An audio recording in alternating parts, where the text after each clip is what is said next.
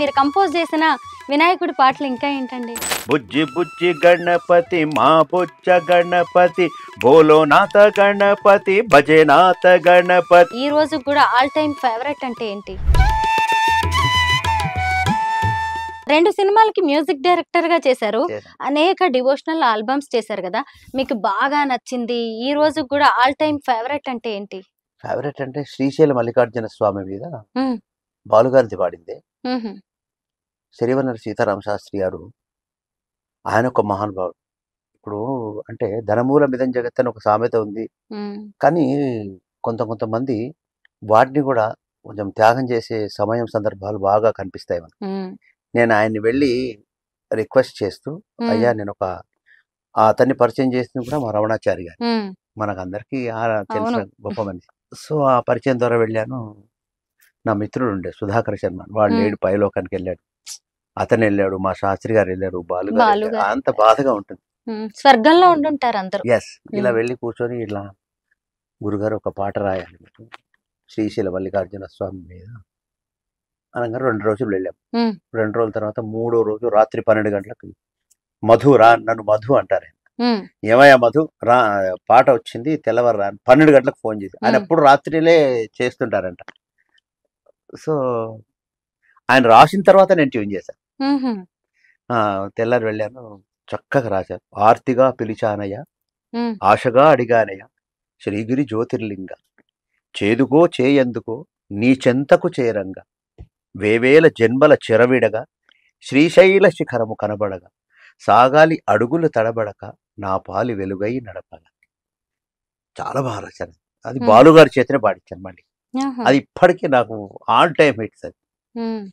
అది ఎలా ఉంటుందంటే, ఆర్తిగా పిలిచానయ్యా, ఆశగా అడిగానయ్యా, శ్రీగిరి జ్యోతిర్లింగ, చేదుకో చేయందుకో నీ చెంతకు చేరంగా, వేవేల జన్మల చెరవిడగా శ్రీశైల శిఖరము కనబడగా, సాగాలి అడుగులు తడబడక నా పాలి వెలుగై నడపగా, ఆర్తిగా పిలిచానయ్యా, శ్రీగిరి జ్యోతిర్లింగ, చేదుకో చేయందుకో నీ చెంతకు చేరంగా. చరణంలో అంటాడండి, కన్నుల బాష్పాలే కరవీల పుష్పాలై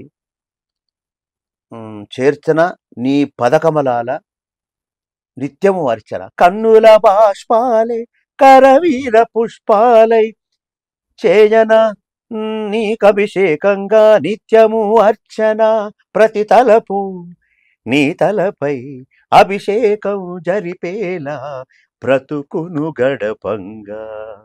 చాలా బాగుందండి, అద్భుతంగా. నిజంగా ఎక్కడో ఆర్ద్రత మాత్రం కనిపిస్తోంది దాంట్లో, చాలా ఆర్ద్రత, చాలా చక్కటి పాట. ఆ తర్వాత శ్రీశైలంకి మళ్ళీ సినిమా తీసి ఈ పాటను దాంట్లో వేశారు అప్పుడు. ఓహో, సినిమాలో పెట్టింది ఇదేనా? ఓకే. ఇంకా ఇంకా మీకు బాగా నచ్చిన పాటలు అంటే ఏం చెప్తారు? ఉన్నాయి, చాలా ఉన్నాయి. మనం ఎన్నో పాటలు ఉన్నాయి. బాలు గారి చేత ఇళయరాజా గారు పాడినాయి. కూలీ నెంబర్ 1 లో ఒక పాట ఉంది, గణేశుణ్ణి నెత్తిన పెట్టుకొని వెంకటేష్, జై గణేశ జై జై జై జై జై జై జై జై వినాయక జై జై జై, దండాలయ ఉండ్రాలయ దయుంచయ దేవ, నీ అండ దండ కుండాలయ, పిండి వంటలారగించి తొండమెట్టి దీవించయ్య, ఓ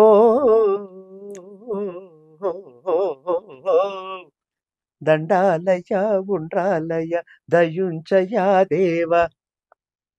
ఎన్నో పాటలు చాలా ఉన్నాయి. ఆ తర్వాత 2008 సంవత్సరం తర్వాత నాకు ఒక 4 సంవత్సరాల క్రితమే మహాగురు కోటి గారి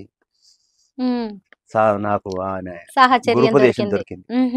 అసలు కోటి గారి గురుపదేశం కూడా వాళ్ళ అన్నయ్య వాసురావు గారి చేత భాగ్యం కలిగింది. నేను అప్పుడు కూడా 12 గంటల ప్రోగ్రాం చేశాం మేము. ఆ ప్రోగ్రాం కు వాసురావు గారు, కోటి గారు ఇద్దరు గెస్ట్లుగా వచ్చారు. అన్నదమ్ముల్ని ఒకే వేదికపై సన్మానించుకునే భాగ్యం కలిగింది. సో కోటి గారు, నేను వారు కంపోజ్ చేసిన పాట నేను పాడాను వేదిక మీద. 24 గంటల పాటు బాలు గారి పాటలు నాన్ స్టాప్ గా పాడారు అంటే ఎన్ని పాటలు అయ్యి ఉంటాయి? 200 పాటలు. 200 పాటలు పాడారా?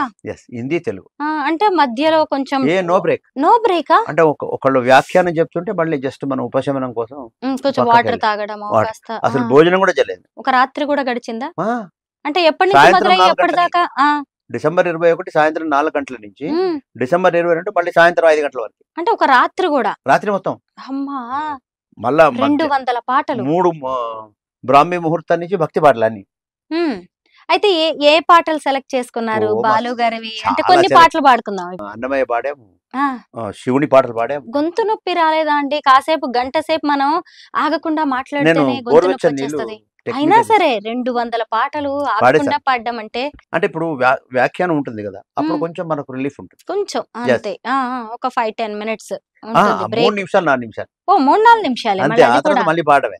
ఆ, అంటే మీరు బాగా ప్రాక్టీస్ చేసి ఉంటారు Yes. దానికోసం. అసలు ఎందుకు వచ్చింది ఆ తలంపు మీకు? చెయ్యాలి. ఇప్పుడు ఉమ్, ఇంతకుముందు మీకు చెప్పాను కదా, కొంచెం ఈ ప్రాంతం అంతా ఉమ్, అప్పుడు పరిపాలన అంతా కొంచెం బాగా టైం మెయింటెనెన్స్ అవి, దానివల్ల ఒడిదుడుకుల వల్ల కొంచెం డెవలప్మెంట్ యాక్టివిటీస్ తక్కువ ఉండేవి. దానివల్ల వెనకబడిపోయాయి. లేకపోతే ఉమ్. నేను ఈ కచేరీలు, ఈ కంపోజింగ్కి వచ్చి ఈ సంవత్సరానికి 30 సంవత్సరాలు పూర్తయింది. 30 ఏళ్ళు ఇండస్ట్రీలో ఉన్నారు మీరు.